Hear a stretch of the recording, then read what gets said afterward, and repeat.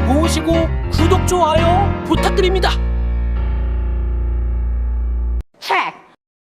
짱깨 쪽발이 지긋지긋하다 정말.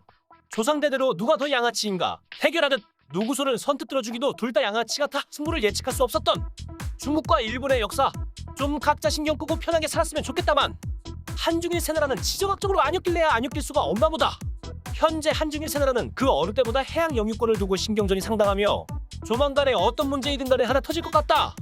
느낌하니까 중국은 1대1로 정책으로 서로 진출을 위해 국가적 대외 사업으로 대부분 약소국과 개발도상국들에게 혹할 만한 개구라 비전과 지원을 한다 칭하지만 실은 사채보다 무서운 차이나머니를 빌려주고 못 갚을 거 알고 타국의 군사 전략적 진출 거점을 마련하려는 행보를 취하고 있고, 남중국해에 무분별하게 인공섬을 지역 군사기지화시켜 동남아시아를 야금야금 잡아먹으려는 겉과 속이 뻔히 보이는 개양아치적 행보를 보이고 있고, 한국과 일본의 공동개발구역 제1이지 7광부에 뭐 얻어먹을 거 없나 하고 하이에나 마냥 7광부 경계 바로 밖에서 이미 수십 개의 원유시추선 빨대를 꽂아 쪽쪽 빨아먹고 있으며, 서해 이광구에 살짝 벗어난 한국과 중국의 잠정조치 수역에서 이동식 석유시축 구조물을 떡하니 지어놓고 한국이 현장을 목격했음에도 확인된 바 없다며 낯짝 두꺼운 행동들을 해대는데, 이런 걸 뭐라 부르느냐?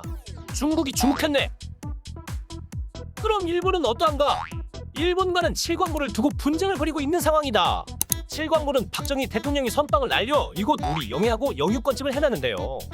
그러나 일본이 7광부에 딴지를 거는데, 당시 국제법에 따르면 대륙봉은 기존 대륙에서 이어지는 연장선에 의해 개발권을 정했고, 이어도의 대륙봉인 대한민국이 7광부를 대부분을 소유할 것으로 여겼었고, 우리도 베네수엘라와 네덜란드 중동 국가들과 같은 산유국이 되어 부자나라가 되는 것인가 하고 산유 대한민국의 꿈을 꾸던 때도 진짜 있었으나 하늘이 더웠나 너넨 그러면 안 돼 하고 베네수엘라 같이 갑자기 부자 되어 흥청망청 써버려 나라 개털되는 상황을 예견하여 우리를 보살펴 주신 것인가.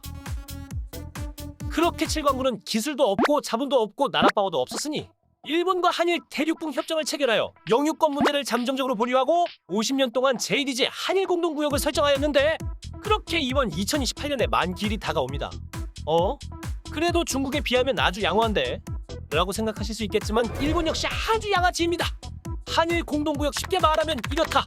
서로 이 구역에서 고기만 잡고 양국이 공동이 아닌 단독으로는 탐사, 개발, 군사활동 등 허튼 짓거리 못함. 이게 한일 공동구역이다. 그렇게 시작된 50년 동안 초창기 일본은 한국과 공동으로 7광부 지역에서 적극적으로 개발 및 탐사를 하기 시작하였고, 유전과 가스전을 발견하였으나 돌연코 일본은 탐사와 개발을 중단하기를 이르렀는데, 유엔에서 해양법에 관한 국제연합 협약이 발효됨에 따라 이베키리의 배타적 경제 수역 개념이 등장했기 때문에 자국 땅에서 거리가 훨씬 더 가까운 일본이 독차지할 수 있을 것으로 보고, 공동개발하자. 응가네? 시간이 별로 없어. 어서 공동개발하자. 응가네? 수차례 공동개발을 요청하였지만 응가네? 2028년 한공동구역 협정이 끝날 때까지 눈 감고 귀 막고 생각하고 있는 것이다. 독도가 자기 땅이라고 하는 애들한테 바랄 걸 바래야지. 아무튼 일본은 그렇게 정신승리하고 있는 중인데, 최근 정세가 아주 우리에게 유리하게 흘러가고 있습니다. 중국이 7광부 경계 서쪽 10km에서 이미 빨대를 꽂아 천연가스를 쪽쪽 빨아먹고 있다는 것인데, 일본이 이를 심하게 경계하고자 내린 결론이 한국과 대륙봉 협정을 했던 것과 마찬가지로 중국과 대륙봉 공동개발 협약을 하는 기이한 일을 저지르고 맙니다. 한국과는 못하겠다고 생각하더니 이제와 중국과 손을 잡아 일본의 이중인격을 여과 없이 그대로 보여주는 행위인데, 이건 일본의 최대의 미스테이크가 돼버리고 말 것이니, 그리고 이를 격분하는 나라가 있었으니 바로 미국인데요. 손을 잡는다고 라며 미국은 일본의 행동이 납득이 안 되는 것이었죠. 안 그래도 미국은 중국이 영향력이 커지는 것을 극도로 경계하죠. 중국 압박 전략을 하기 위해 많은 동맹국들을 포섭하고 있는 상황이죠. 7광부의 엄청난 자원을 중국에게 넘겨주는 것을 눈뜨고 볼 수가 없겠죠. 그래서 한국에게 7광부 손을 들어주기 위해 압박에 나서겠죠. 아니 그래도 법이 있는데 미국이 압박해서 손을 들어준다고 그게 온전히 한국 것이 될 수 있는 거야? 라고 생각할 수 있으나, 이 문제를 관할하는 유엔 해양법에는 이런 경우에 어떻게 대처하는지에 대한 명확한 규정이 없답니다.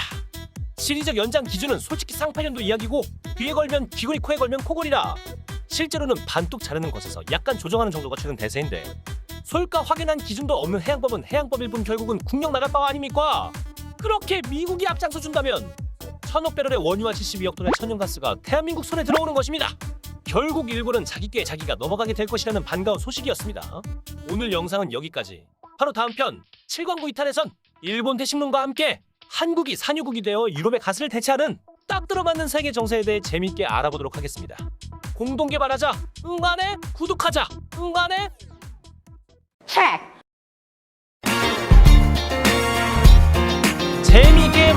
좋으셨다면 구독, 좋아요 부탁드립니다. 감사합니다.